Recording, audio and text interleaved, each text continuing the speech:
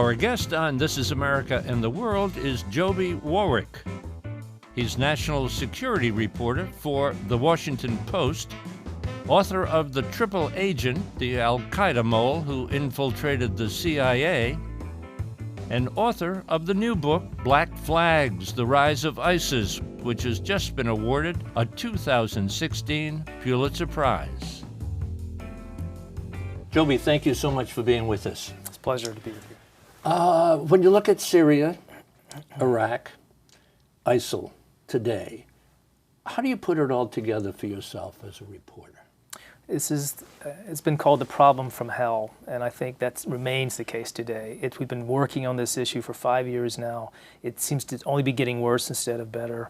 And it's not just a horrible situation for people in the region, but it's managed to spawn this new thing that we're dealing with, ISIS, which existed in sort of a latent form in Iraq before the Syrian conflict, but managed to arise out of that vacuum and just give us this really horrible, brutal organization that we're wrestling with today. So when we read in the newspaper about ISIS, or ISIL as the president likes to call it, I'm not quite sure why he's hung up on that, but we see it on the newscast or hear about it radio. What do we know about them as far as the number of followers they may have, their goals? Well, they're an interesting organization in that they've managed to recruit very heavily and successfully from around the world, unlike any organization we've seen really since Al-Qaeda, and now they've outdone Al-Qaeda. They're said to have close to 40,000 followers in total. That's just in Iraq and Syria. There's more in other parts of the world. They have seen every week there's a new organization that comes up someplace else. But they all have this central goal, which is reestablishing the caliphate. That's this idea of giving a new birth to this Islamic kingdom that existed in the past, but they want to bring to life today. And they also have this apocalyptic vision that by bringing this caliphate to life, they're going to bring about literally the end of the world.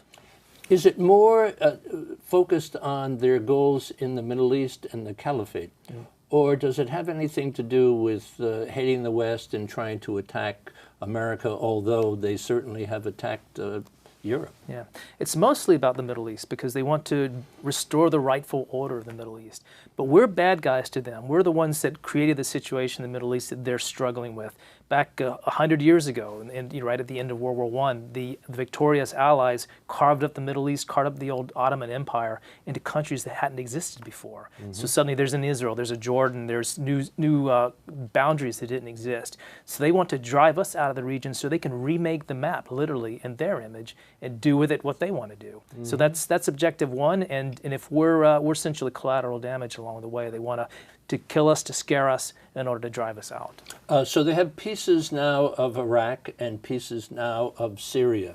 Is it a huge landmass, or do we read occasionally in the papers that it's getting smaller because of our efforts there? Yeah, it is shrinking. At one point, it's about the size of Great Britain, which is pretty incredible to think about. It's been shrinking over the last year and a half. It's about 40% smaller than it was at its height, which is not to say it's defeated, because it still has the second largest city in Iraq, which is Mosul. It's got Raqqa, which is its capital in Syria. These are big cities with big metropolitan areas, which also give it a lot of resources, not just fighters, but oil wells, banks, universities, laboratories. So in that sense, it's a better equipped terrorist organization than we've ever seen in the history of the planet.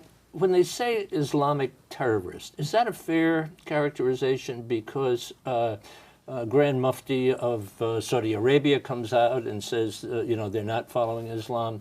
Many imams around the Middle East have come out against it. Not terribly well reported here on our side of the ocean. And then organizations that are devoted to Islam have all said, basically, they're not followers of Islam. They're satanic. Yeah, exactly. This is where people wrestle with terminology because there's no really good word for them. They certainly claim themselves to be Islamists, and their sort of goals are Islamic related, and they claim a very pious, very harsh interpretation of Islam. But as you say, a lot of things they do are not really in keeping with Islam as mainstream scholars understand it. Some things they do would actually be considered, atrocities against the religion. religion, like burning of human beings, which they've done in the past, or killing of innocents, killing of Muslim men and women without any justification. The thing is about ISIS, and going even back to their predecessor organizations, they don't really care about those rules because they bend them and break them as they see fit, and then justify it afterward. They bring in imams who they pay to say, yeah, it's okay to have suicide bombers, it's okay to burn a pilot because this part of the ancient text says you can do it. So they're very nimble in that way, but you could certainly make the case they're not Islamic in a traditional way. The brutality just has amazed people and disgusted people, and it must be so painful to the followers of Islam, you know, good practicing Muslims, to see this kind of brutality. What do you know, what do you make of that piece of the pie? I could tell you it's hard for a writer as well, because getting immersed in this and actually watching those videos and kind of forcing myself to watch them week after week after week as part of my research, and you're numb after a while, and yet you never really get used to it because they always find some new wrinkle, some new way to inflict pain. And so it's hard to see them as human beings. And the interesting thing is that even other Islamists, even bin Laden and his organization, saw these guys as just being disgusting, as being vile, and warned them again and again, you have to stop doing these things. These beheadings are terrible for our reputation and our image. Just knock it off. And yet they continue to do it because they know that it works in a weird way. It is effective because it does frighten people. It certainly got the whole world's attention when they started cutting off people's heads in 2014. And it also excites their own base. The people that are most inclined to help them and to fight for them like this stuff. They see it as being powerful, as being provocative, as kind of getting in the face of the West. And so in that sense, they enjoy it. You mentioned just a minute or so ago the videos you were watching for research. What have you seen that we have not seen? You know, I think, a lot of us have seen the beheadings or bits of them. We've seen this horrible video that came out in 2015 when a young pilot was put in a cage and doused with gasoline and set afire. The ones that are most disturbing to me and aren't as commonly seen involve children.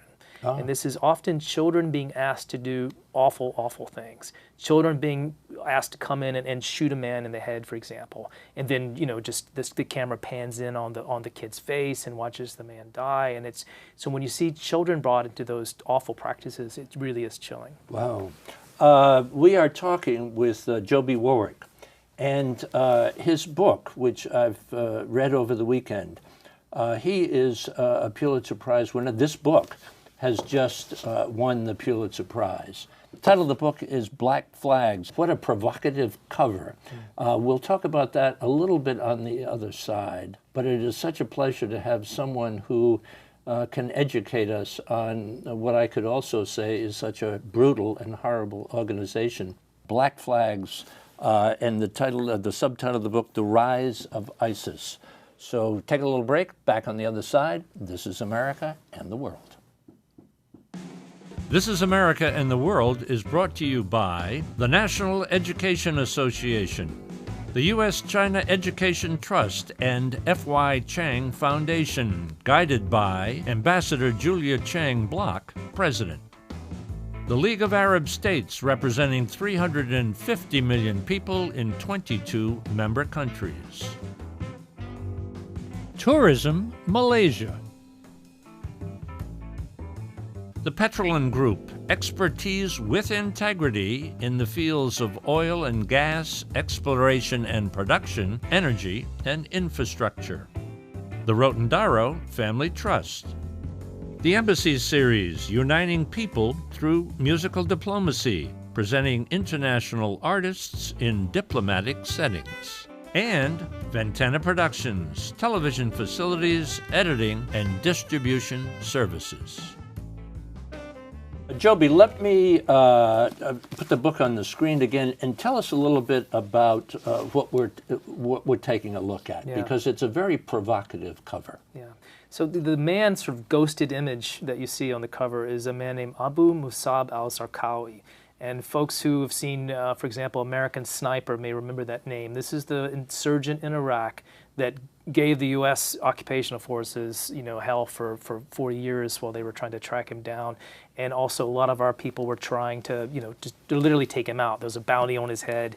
But he was the one that really innovated all the ideas, or nearly all the ideas, that ISIS is all about today. Everything from beheading young men in jumpsuits to just, the suicide bombings, the emphasis on building a caliphate. It all sprung out of the mind of this man. He's the godfather of the organization. Let's turn the clock back and go back to the beginning and take us to this notorious prison in Jordan. Mm-hmm. And there are a couple of people in a small band of prisoners that they're holding that stand out. One is a scholar, a preacher, mm-hmm. and the other likes to be called is it the stranger? The stranger, yeah. The stranger. Tell us a little bit about who's there and what this prison is all about, what the conditions are, and who Zarqawi is. Yeah.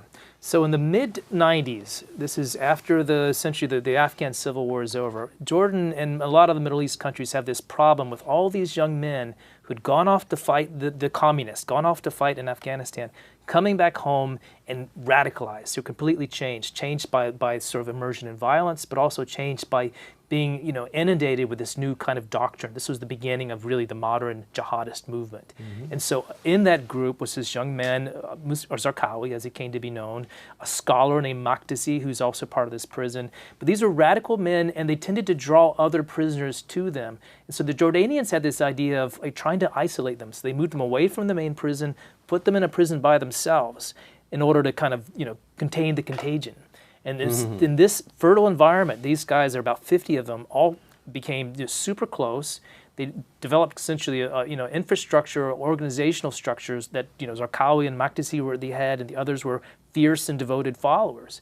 So in that prison is where you see the kernel of what later became Al-Qaeda in Iraq, mm-hmm. and today ISIS. But it all really started more than 15 years ago. So Zarqawi comes from a kind of an industrial background, one of 10 children, as mm-hmm. I recall.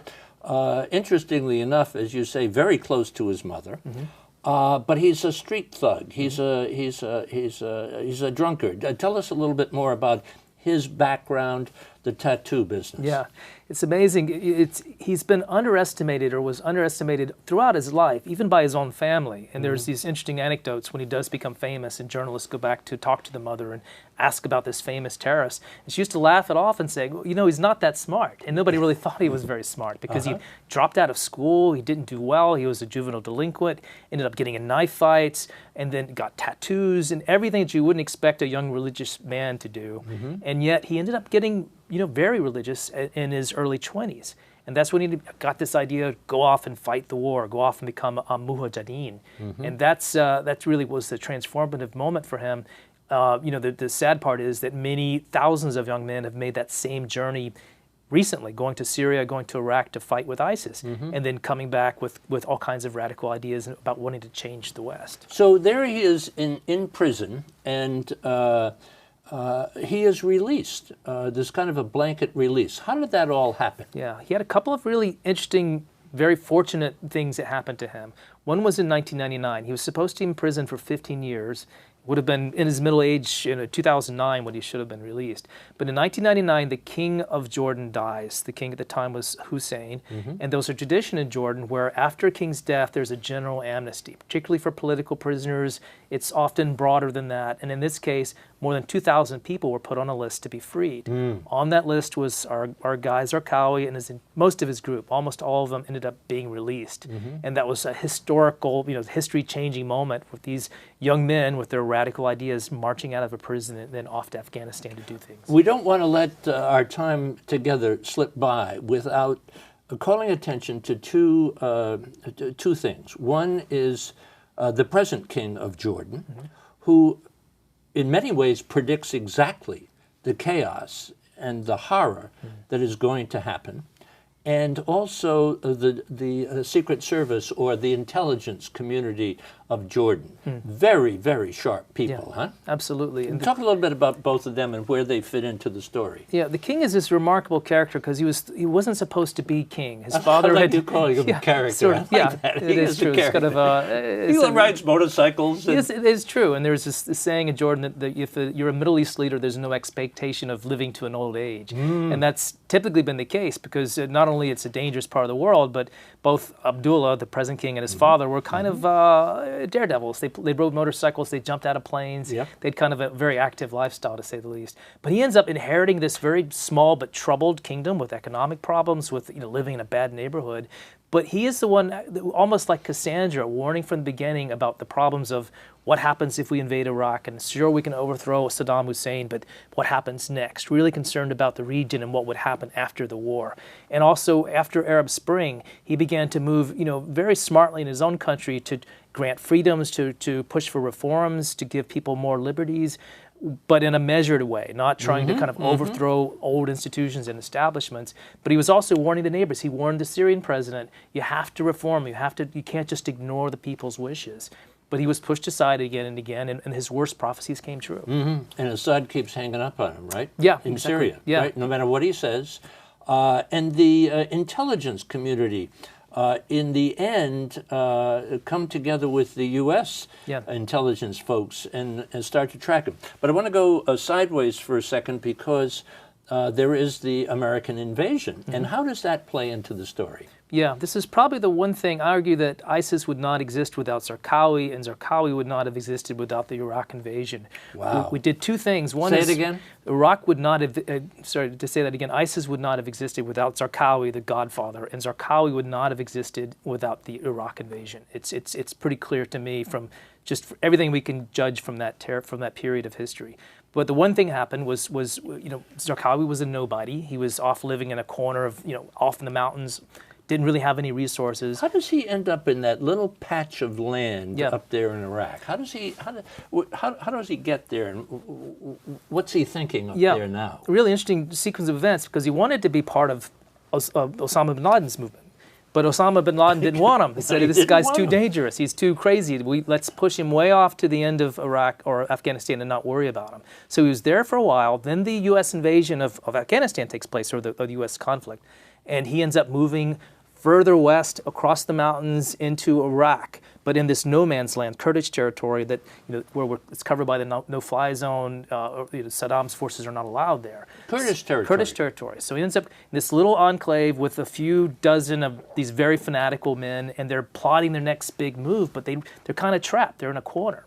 But then in 2003, right before the invasion, Colin Powell, the Secretary of State at the time, goes to the UN to make the case for invasion of Iraq, and one of the bits of evidence that he puts on the big screen is this image, literally this picture of Zarqawi saying this is a connection between al-Qaeda, which we fear, and Saddam Hussein, the dictator. These guys are colluding. They could share weapons of mass destruction. So we need to go into Iraq to eliminate this threat. And it turns out that by making that speech, there wasn't any basis to it. There was no connection between this man and Saddam Hussein. But literally overnight, he became very famous. Jihadists wanted to join up with him. People started sending him money. And then when U.S. troops moved into the country, he was in Baghdad. Not Osama bin Laden. Zarqawi moved to Baghdad to await the arrival of U.S. troops and to declare war on them as soon as they arrived. So there's a couple of things. As far as weapons of mass destruction, as Hayden says, former CIA director, former head of the NSA, we got it wrong. Yeah. They weren't there. And this connection that people were trying to make of establishing connections between Saddam Hussein and Osama bin Laden. And even as you put on the table, Osama bin Laden was not too thrilled with Zarqawi. In the end, they formed some kind of a connection. Let me put on the screen for the folks at home in this, I'm going to say brilliant book, a map, which will, and feel free to point out different places that we should know, but as we're telling the story now, where Zarqawi was hanging out before he moved to Baghdad and how he gets so involved in the middle of our occupation, invasion Yeah. of Iraq. So here he is in this kind of mountainous no man's land. You've got Iran on one side. This is Kurdish territory, and he's right up against the border. So he's in a place where if he does get in trouble, he can run across the mountains and try to escape Saddam's forces. But he really was in a no man's land. Then when, of course, the U.S. invasion takes place and Baghdad falls, the entire apparatus of the Iraqi state falls, he quickly finds his way into Baghdad, into the heartland of what is we know as Anbar Province, Ramadi, Fallujah, these towns that would become famous later. And that's where he found his sympathetic followers, the Sunnis that were out of jobs because the U.S. had disbanded the Iraqi army. They disbanded the Ba'athist party. So they were looking for a way to fight back against the Americans. We found plenty of allies there. A couple of places that you mentioned earlier in our conversation, Raqqa and Mosul. Point those out to the folks on the map here. Okay. And because they are critically important today, right? Absolutely. So here's Syria, this large area here. A lot of the fighting that we see, on TV every day takes place in places like Aleppo in the north. There's some fighting in the south. But this is the town of Raqqa. It's right here on the Euphrates River, and it's a place that ISIS found most amenable to them. It wasn't heavily defended by regime forces, and so they're able to take it over. And it is today their capital. This is where they conduct their operations. And then in 2014, as most of us remember, the ISIS force just rolled across the western border of Iraq, ended up taking over about a third of the country, including Mosul, which is the second largest Iraqi city, with more than 1 million people in the environments of Mosul, and entire banks with vaults full of currency. Everything a terrorist could want suddenly became theirs almost overnight. So nowadays, we established about 40,000 followers in that area. I guess part of the story is that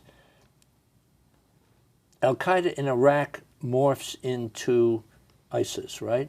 The Islamic State. Tell us where we are today. Okay. So that happened really, that change took place after Zarqawi was killed. He was killed in 2006, 2006, as I recall, right? because we were very determined to get him. We finally got an intelligence break. We were able to find a safe house. And a U.S. jet fighter dropped a couple of bombs on the house and it killed him. So we recovered his body. It was confirmed that he was dead and assumed that his organization would fall apart. It didn't happen that quickly, but eventually we got his number. We got their number. We started killing number 2s and number 3s, driving Al-Qaeda in Iraq underground. And by the time we left Iraq in 2010, 2011, they were pretty much finished, but not entirely. There was still kind of a very small infrastructure that existed with people like al-Baghdadi, who's the leader of ISIS now. But the thing that allowed them to come back, there are actually two things. One was Arab Spring. Suddenly you have conflicts in places like Syria that create, anywhere there's turmoil and chaos is an opportunity for guys like this to move in. And also the Iraqi government was just falling apart. And Sunnis were fighting Shia. There was, big divides among the sectarian groups. And that was also an opportunity for ISIS to say to the Sunnis, we're on your side, you should help us, we should help each other. And essentially that's what happened in 2014 when ISIS was able to race across Iraq with Sunni help. A lot of Sunni tribes backed them and allowed them to take over cities. So now in Iraq today, is there a Sunni Shia head crunch going on? That's putting it mildly, I guess. It's still the problem. With ISIS in the middle there someplace? Yeah. The fortunate thing is that ISIS tends to wear out its welcome pretty quickly. So even these cities where people initially supported ISIS, they fairly quickly changed their mind. Nobody wants to live under this terrible dictatorship that ISIS brings. But there is continuing the problem that some people in Iraq would almost prefer ISIS than living under the regime that's led by the Shiites. And there's all kinds of blame to go around there, but that's a problem that hasn't been solved. It's still very central to Iraqi politics today, and it's hard to imagine now how those pieces will ever be put back together as they were. So now the focus is on Aleppo, and it's in Syria, and so we got the vice president going to Iraq, and then all of a sudden bands of people at the provocation of one of the imams running into the green zone, and I mean, it is chaos there yet again, huh? And it complicates things for us because our hope now is that we can defeat ISIS by bringing some order to the Iraqi government, by helping them govern themselves. That's not going to happen, is it? And now it's completely exploded all over again. It's not even clear, what the leadership of Iraq is going to be in 6 months or a year from now. ISIS getting stronger or getting weaker? Well, they're getting weaker, I think, in Iraq and Syria, but they're putting more resources now in other places. So you see a pretty robust organization in Libya in particular, and Yemen, even in Southeast Asia, Indonesia, and the Philippines. So it's like whack-a-mole. You hit them here, and suddenly they're someplace else. So it's a generational struggle. Joby Warrick's book, Black Flags. I've read it cover to cover. A Pulitzer Prize-winning book. And a journalist of just such dedication. And it reads just beautifully. This man knows how to write and craft a sentence like very, very few people. It is an honor and pleasure to have you here. Joby, so good to meet you. Thank you for Thank you. Right, Terrific, to you. Terrific conversation. Thanks so much. This is just a terrific book. Thank you. You must be very proud. Thank you. And I like the sticker down Me too. here. Very nice. For information about This Is America and the World, and to watch all of our programs, visit our website, thisisamerica.net, and look for us on Facebook and Twitter. This Is America and the World is brought to you by the National Education Association, the U.S.-China Education Trust, and F.Y. Chang Foundation, guided by Ambassador Julia Chang Block, President. The League of Arab States, representing 350 million people in 22 member countries. Tourism Malaysia. The Petrolin Group, expertise with integrity in the fields of oil and gas, exploration and production, energy, and infrastructure. The Rotondaro Family Trust. The Embassies Series, uniting people through musical diplomacy, presenting international artists in diplomatic settings. And Ventana Productions, television facilities, editing, and distribution services.